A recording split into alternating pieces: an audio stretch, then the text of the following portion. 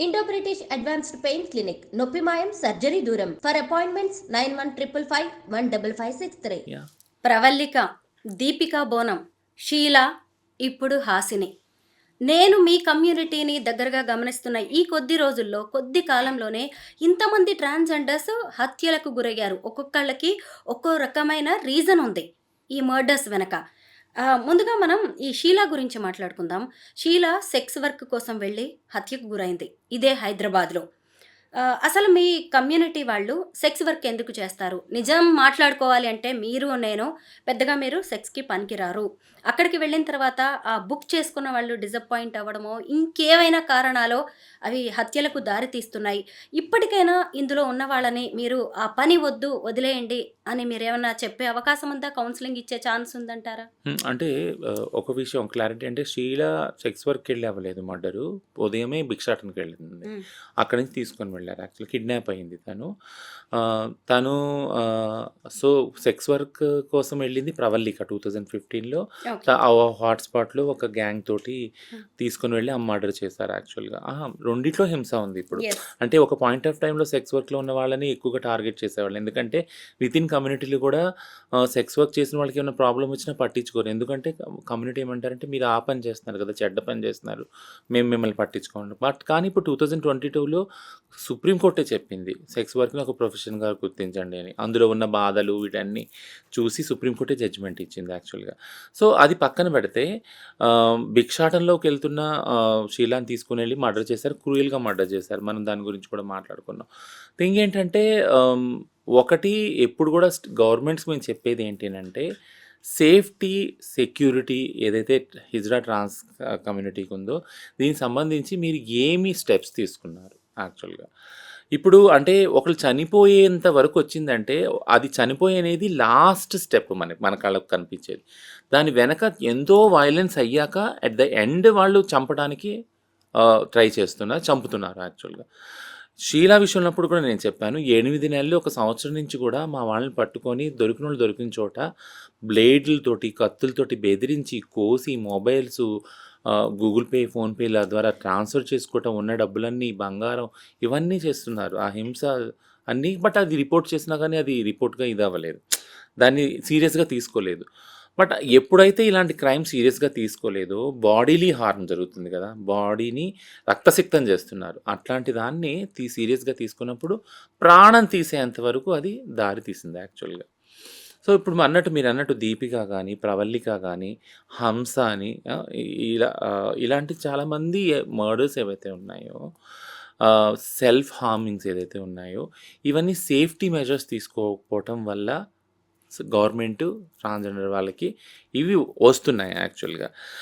2020లో National Crime Records Bureau NCRB data ప్రకారము you won't believe ఇంత crime జరుగుతుంది కదా! ట్రాన్స్‌జెండర్ వాళ్ళు పట్ల జరిగిన క్రైమ్ రేషియో ఎంతో తెలుసా మీకు? 0.006. అది ఈవెన్ 1 కూడా కాదు. 0.006. ఎంత తక్కువ యాక్చువల్‌గా. అంటే ఇన్ని లక్షల జనాభా ఉన్న భారతదేశంలో అంత మాత్రమే క్రైమ్ జరుగుతుంది వాళ్ళతోనే. అంటే మనం కానీ డైలీ వింటున్నాం క్రైమ్ జరుగుతుంది, ఇక్కడ జరుగుతుంది, అక్కడ జరుగుతుంది అని. సో, ఏంటినంటే డేటా జనరేట్ అవ్వట్లేదు. డేటా జనరేట్లు అవ్వట్లేదంటే దీన్ని ఒక అనాలిసిస్ చేసినప్పుడు డేటా జనరేట్ అవ్వట్లేదు. ఎందుకు అవ్వట్లేదు? ఎళ్లి కంప్లెయింట్ పెట్టట్లేదు. కంప్లెయింట్ పెట్టినా దాన్ని ఎఫ్ఐఆర్‌గా తీసుకురావట్లేదు. ఎఫ్ఐఆర్ తీసుకున్నా దాన్ని ఫాలో అప్ చేయట్లేదు.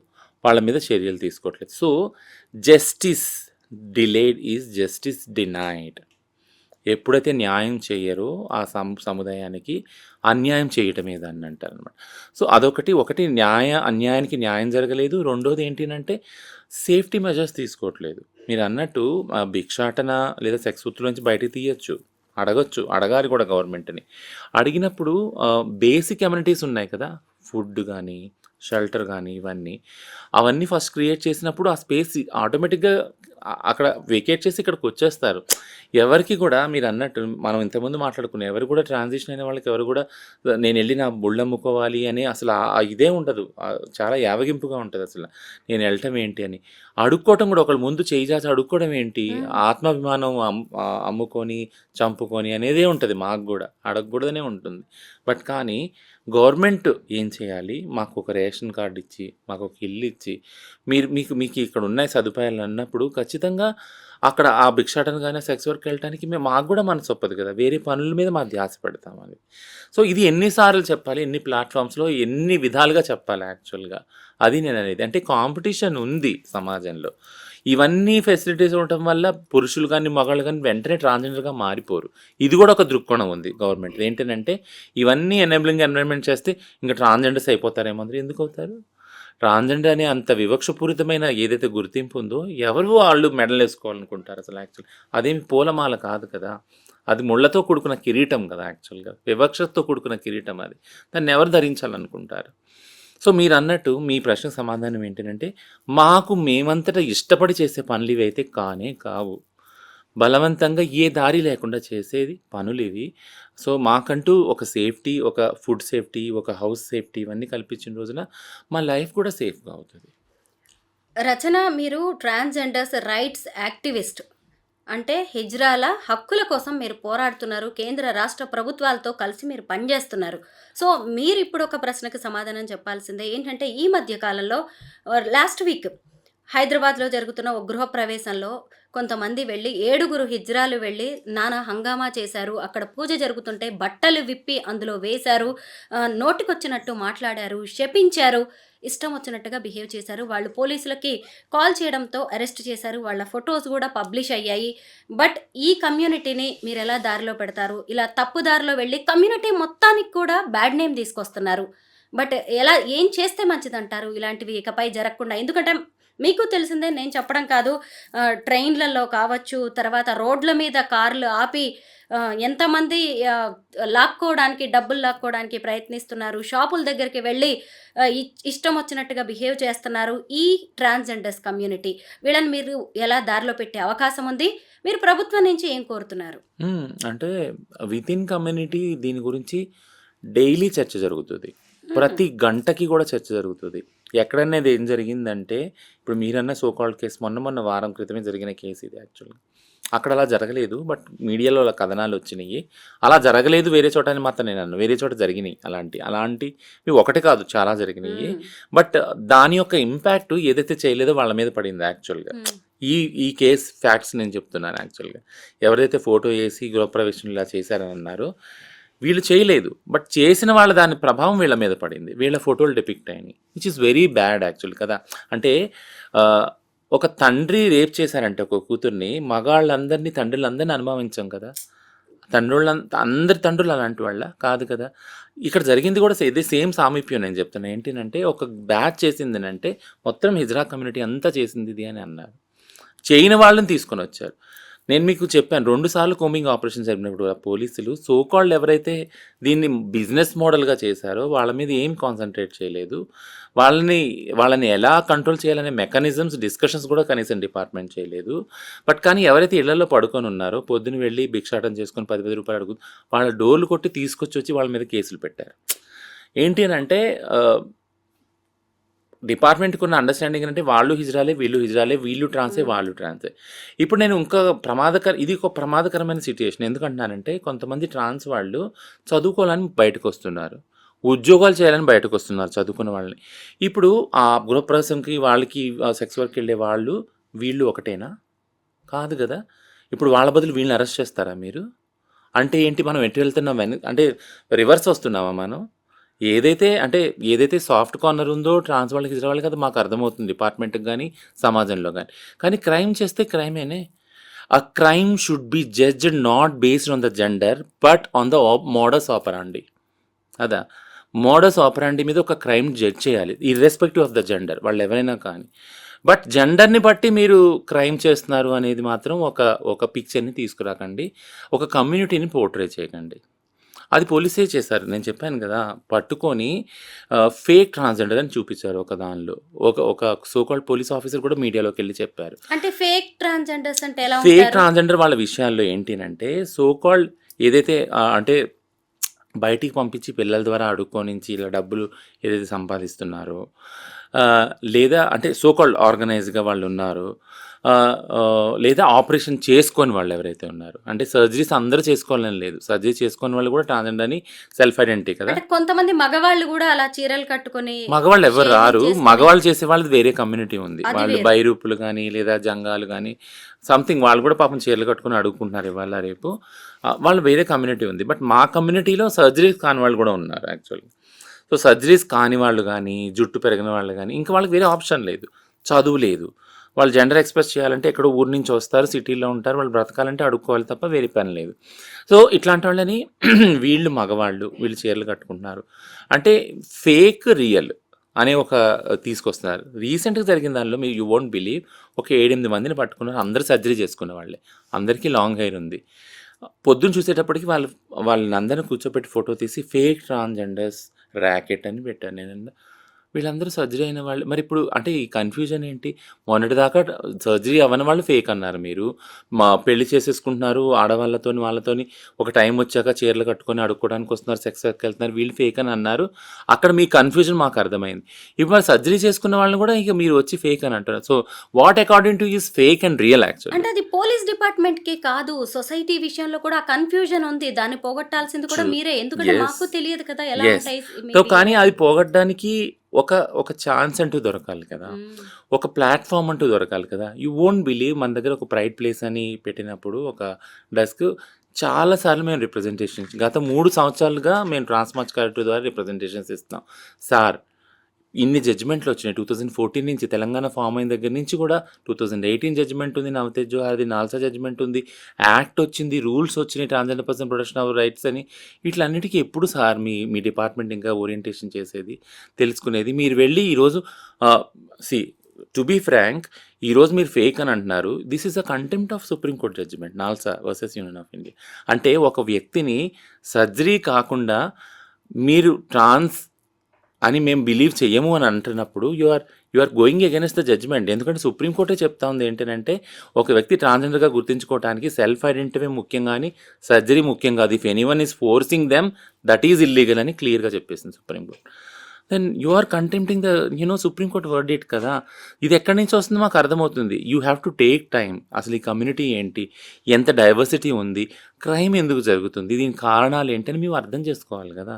సో, మీరు ఇంకా నాల్సా గురించి సెన్సిటైజ్ అవ్వలేదు. ఇప్పుడు సుప్రీం కోర్ట్ వచ్చి సెక్స్ వర్క్‌ని కూడా ఒక ప్రొఫెషన్ అంది 22లో. మరి దీని గురించి ఎప్పుడు ఓరియంటేషన్ అవుతుంది మీకు? అందులో చాలా ఇన్‌స్ట్రక్షన్స్ అంటే ఇంటరిమ్ ఆర్డర్ ఇచ్చింది సుప్రీం కోర్టు. ఏమనందంటే దీన్ని ఒక ప్రొఫెషన్‌గా గుర్తించండి. వీళ్ళ పట్ల జరిగే క్రైమ్‌ని ఇప్పుడు నేను వస్తున్నా మీ పాయింట్‌కి. వీళ్ళ పట్ల జరిగే క్రైమ్‌ని మీరు రిజిస్టర్ చేయండి. వాళ్ళ మీద యాక్షన్ తీసుకోండి. ఇవన్నీ అన్నారే. మీకు ట్రాన్స్ అంటేనే అర్థం అవ్వలేదు. ఇంక సెక్స్ వర్క్ అనేది చాలా దూరం ఉంది అండర్‌స్టాండింగ్‌లో. యాహ్! మీ వల్ల సొసైటీకి జరుగుతున్న ఇబ్బంది, సొసైటీ వల్ల మీరు పడుతున్న ఇబ్బందులకి ఎంతో కొంత పరిష్కారం చూపించడానికి ఇప్పుడు తెలంగాణ ప్రభుత్వం ట్రాన్స్‌జెండర్స్‌కి కూడా పోలీస్ జాబ్ ఇవ్వాలని నిర్ణయించింది. త్వరలో నోటిఫికేషన్ కూడా రాబోతుంది. మీ కమ్యూనిటీ నుంచి దీనికి వస్తున్న రెస్పాన్స్ ఏంటి? ఎలా ఫీల్ అవుతున్నారు మీరు? చాలా హ్యాపీ ఫీల్ అయ్యారు. ఎందుకంటే ఈ సీఎం గారు అది డిక్లేర్ చేయంగానే కాల్స్ వచ్చినాయి నాకు యాక్చువల్. ఇది ఎట్లా అవుతుంది రచనమ్మ? ప్రొసీజర్ చెప్పండి. నోటీస్ వస్తుందా? అదా ఇదా అనేసి. అన్నాను yeah! We will wait actually. దీన్ని అనౌన్స్ అయితే చేస్తారు కదా! దీనికి ఖచ్చితంగా నోటిఫికేషన్ జీవో ఏదోటి వస్తది. మనం అందరం అప్లై చేసుకోవచ్చు. దాని గైడ్‌లైన్స్ కూడా లేఅవుట్ చేస్తారు ఖచ్చితంగా అనేసి మొన్న రాహుల్ గాంధీ గారు వచ్చినప్పుడు కూడా నాకు ఛాన్స్ దొరికింది మాట్లాడటానికి. కంచైలే గారు, శాంతా సిన్హా, సుజాత సోరపల్లి వీళ్ళతో పాటు నాకు కూడా ఛాన్స్ వచ్చినప్పుడు నేను అక్కడ సీఎం గారు క్లారిటీ ఇచ్చారనమాట. రచన గారు త్వరలోనే నోటిఫికేషన్ మేము రిలీజ్ చేస్తున్నాం. దీని హోమ్ గార్డ్స్ కానీ, ట్రాఫిక్ వాలంటీర్స్ కానీ అని చెప్పారు. యాహ్! ముఖ్యంగా చాలామంది ట్రాన్స్‌కి వస్తున్న ఇబ్బంది నేను కొంచెం గమనించినంత వరకు మెయిన్ రీజన్ ఏం కనిపిస్తుందంటే, మీరు హత్యలకి గురవ్వడం కావచ్చు, ప్రేమ పేరుతో మోసపోవడం కావచ్చు, సెక్స్ వర్క్‌లోకి వెళ్ళడం, బెగ్గింగ్, కలెక్షన్స్ వీటి వెనక కుటుంబ నిరాదరణ. సమాజ వివక్ష ఇవే కారణాలుగా కనిపిస్తున్నాయి. అంటే ఎక్కువ మంది తల్లిదండ్రులు మిమ్మల్ని దగ్గరికి తీయకపోవడం, వదిలేయడం, ఇంట్లో నుంచి గెంటి వేయబడడంతో మీరు కొన్ని కమ్యూనిటీలుగా జీవిస్తూ ఎవరికి చేతనైన పని వాళ్ళు చేసుకుంటున్నారు. అదే తల్లిదండ్రులు దగ్గరగా తీసుకొని ఇంట్లో ఒకళ్ళుగా కలిపేసుకొని ఉంటే, కుటుంబము అనేది ఉంటే, బంధువర్గం అనేది ఉంటే ఇలాంటివి ఉండే అవకాశం లేదు కదా!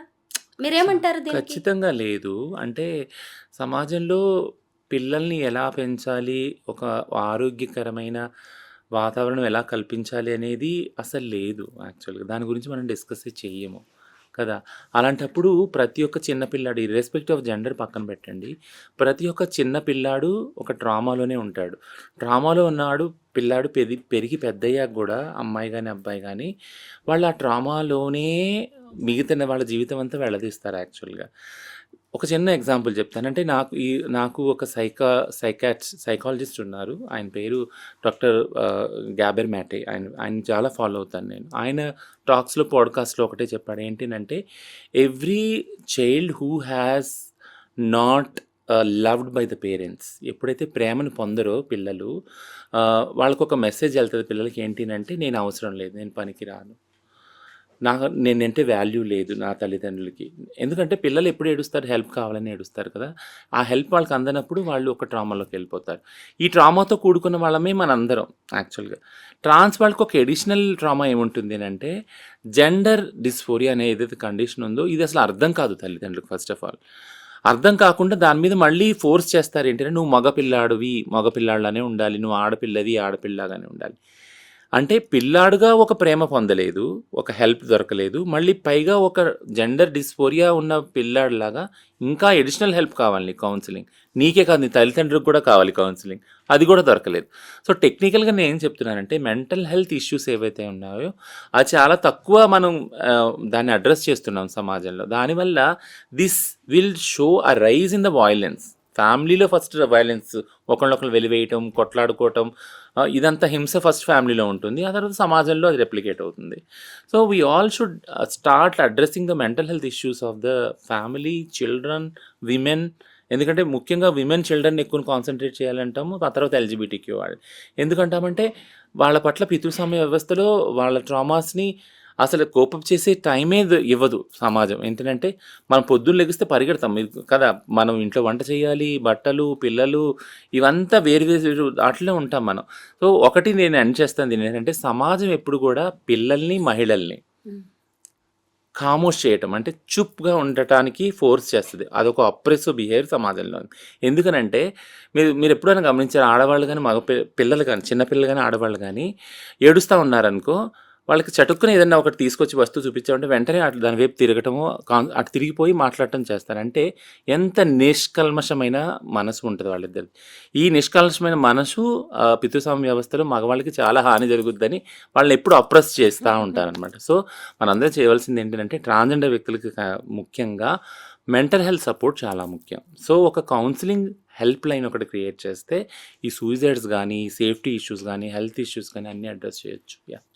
ఫైనల్‌గా నాకొక్క విషయం ఏమర్థమైందంటే ట్రాన్స్‌జెండర్స్ విషయానికి వచ్చేసరికి కుటుంబం దగ్గరే ముఖ్యంగా మార్పు రావాలి. తల్లిదండ్రులు తమ పిల్లల్లో ఏదైనా మార్పు గమనించారు అంటే ఎంతకీ ఆడ, మగ ఈ రెండిటికి తల్లిదండ్రులు కూడా కన్ఫైన్ అవ్వాల్సిన అవసరం లేదు. ఇంకొక వర్గం కూడా ఉంది.